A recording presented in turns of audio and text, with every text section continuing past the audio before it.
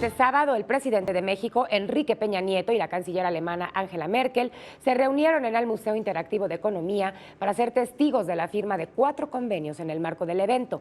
Alemania y México, socios en el camino hacia la industria 4.0 y formación dual 4.0.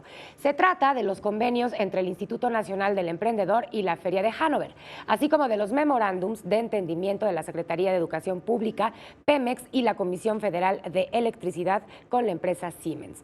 En el encuentro, el presidente de México, Enrique Peña Nieto, destacó que la defensa del libre comercio será la guía en las negociaciones con Europa y América del Norte. Por su parte, Merkel señaló a México como un socio importante para su país. Indicó que en México hay 1.900 empresas alemanas que generan alrededor de 150,000 empleos. En temas de migración, la canciller señaló que la construcción de muros no soluciona el problema.